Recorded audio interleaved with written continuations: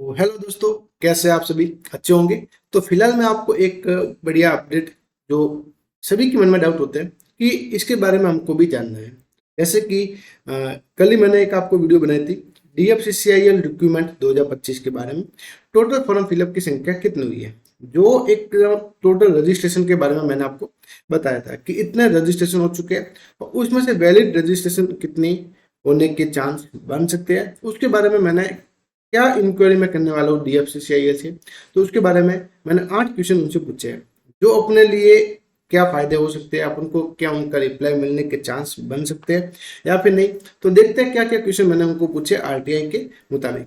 तो चलते हैं, जैसे कि मैंने ये सारे डिटेल यहाँ पे ओपन की हुई है। जैसे कि इसमें हम जो अप्लाई करेंगे वो चर्च ऑफ पब्लिक अथॉरिटी में dedicated freight corridor corporation of India limited, जिसमें मिनिस्ट्री ऑफ रेलवे आ गया। वापस वो का वो आपके जो DFCCIL है वो आ गया। उसके बाद email ID, mobile number, contact detail वगैरह, मेल फीमेल एड्रेस वगैरह, pin code and country state, आप कहाँ से है, गांव से है, शहर से है, रूरल अर्बन, तो आप साक्षर है साक्षर नहीं है उसके बारे में जानकारी। उसके बाद आपने क्वालिफिकेशन आपका कहाँ तक है, अबव ग्रेजुएट।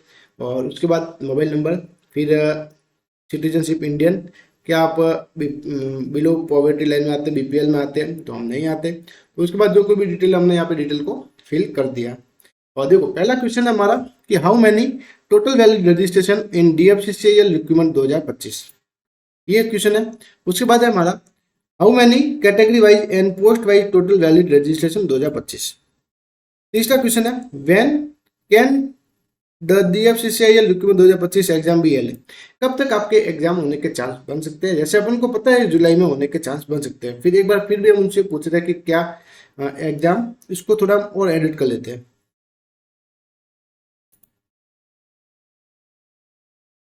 एग्जाम डेट भी हेल्ड, ये सही है। उसके बाद है हमारा चौथा question how many valid registration have been done category wise in multitasking staff, MTS के बारे में पूछा गया है। उसके बाद है how many valid registration have been done category wise executive electrical. और उसके बाद सेम क्वेश्चन आपके इलेक्ट्रिकल सिविल में, फिर आपके जूनियर मैनेजर फाइनेंस और आपके executive signal signal and telecommunication के बारे में पूछा गया है। तो ये डिटेल हमने इनसे पूछी है। देखते हैं कि इनका रिप्लाई क्या आता है और क्या नहीं आता। तो ये कुल 8 क्वेश्चन जो उनसे पूछे हैं, मुझे लगता है इसका रिस्पॉन्स उनको देखने को जरूर मिलेगा। क्योंकि एक DFCCIL है तो इनको जवाब देना पड़ेगा ही। रेलवे में थोड़ा डिले हो सकता है, DFCCIL में अपन को इसका जल्द से जल्द रिप्लाई, मुझे लगता है अगर माने कम से कम तो 7 या 8 दिन में अपन को इसका, अगर मान लो जैसे कि इसकी जो डेट है 31 तारीख, मैं आपको थोड़ा बताता हूँ कहाँ पे गया, थोड़ा आपको लिख के बताने की कोशिश करता हूँ तो आपको भी थोड़ा अच्छा लगेगा। कहाँ पे आ गए रे, देखो तो इसमें जो आपकी 31 तारीख है, 31 मार्च से आपके इसमें करेक्शन की डेट है, करेक्शन की डेट है जो आपके 4 अप्रैल तक चलने वाली है। कब? 4 अप्रैल तक चलने वाली है। तो उसके बाद ही मुझे लगता है इसका इसका रेस्पॉन्स देखने को मिल सकता है। फिलहाल जो क्वेश्चन इनको पूछ लिया है, क्योंकि देखो अभी इसमें कोई एडिटिंग वगैरह तो होगी नहीं, ऐसे कोई फॉर्म कैंसिल हो जाएंगे तो वो शायद 31 मार्च तक कैंसिल हो जाएंगे। और उसके बाद जो आपके जिनके करेक्शन करना है तो वो तो वैलिड है एकदम, तो उसके बारे में वो आपके वैलिड है तो उनका ही एडिटिंग होगा, बाकी तो कोई किसी का फॉर्म फिलअप वगैरह होगा नहीं। तो जहाँ तक लगता है कि अभी आपके आज 23 मार्च हो चुकी है, तो मुझे लगता है 10 दिन के भीतर अपन को इसका रिप्लाई देखने को मिल सकता है। कितने? 10 दिन के अंदर, 10 दिन के अंदर अपन को इसका रिप्लाई मिल जाएगा। पर मुझे एक ऐसा ख्याल आ रहा है कि इसमें आपके फॉर्म फिलअप की संख्या है ना, वो बहुत कम हुई है।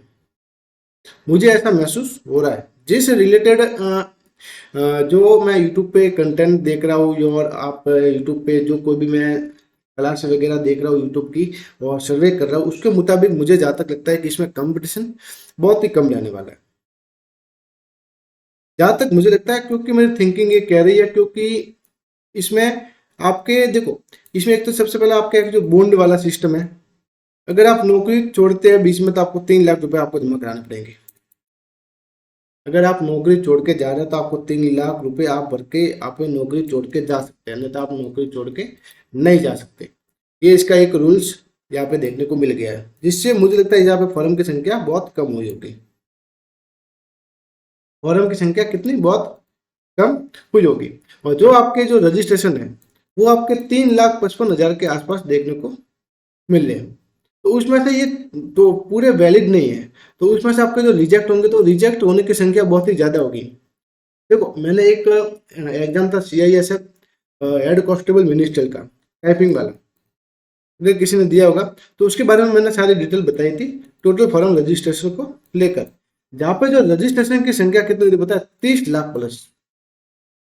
मुझे जहाँ तक याद है 30 लाख प्लस वहाँ पे रजिस्ट्रेशन की संख्या हुई थी। और जो वैलिड रजिस्ट्रेशन की बात करूँ तो वो आपके 6 या 7 लाख या फिर 8 लाख के आसपास आपके ये टोटल वैलिड रजिस्ट्रेशन थे, यानी कि कितने 22 से 23 लाख फॉर्म रिजेक्ट हो गए। और ऐसा किस लिए होता है, जैसा कि आपने इसमें देखा होगा कि आप इसमें चाहे कितने चाहे उतने मर्जी आप आवेदन कर सकते हैं। अगर आपने एक फॉर्म भर फिलअप किया, अगर आपने उसमें गलती हुई है तो आप दूसरा फॉर्म भर के ट्राई कर सकते थे। और बिल्कुल इससे आपका 100 रुपये जो आपके नुकसान होना वो भी आपके बच जाता। जैसे कि मैंने अलग अलग तरह से बहुत से, यानी कि जैसे कि अब एक ईमेल से भी आप 2 आवेदन कर सकते थे। जैसा कि मैंने कल देखा ईमेल पे तो अलग अलग रजिस्ट्रेशन की संख्या देखने को मिली। ऐसा नहीं है कि आप एक ईमेल, आप दूसरा ईमेल भी ट्राई कर सकते हैं। ऐसा नहीं कि आपको अपना जो नाम है वही आपको ईमेल रखना है, तो आप दूसरा ईमेल भी ट्राई कर सकते थे। मोबाइल नंबर भी आप बदल सकते थे, ऐसा नहीं है कि आपको मोबाइल नंबर भी वही रखना है। जिससे ये आवेदन की संख्या, जो रजिस्ट्रेशन की संख्या, वो आपकी बहुत ज़्यादा बढ़ गई है। तो इसमें काफ़ी मात्रा में मुझे लगता है कि आपके रिजेक्ट होने वाले हैं। जैसे कि 3.5 लाख बताया, तो मुझे ज़्यादा लगता है 2 लाख के आसपास तो आपके रिजेक्ट होंगे। और हो सकता है कि पूरे जो 3.5 लाख है उसमें 1 लाख वैलिड होने के चांस बन सकते हैं, 1 लाख सिर्फ।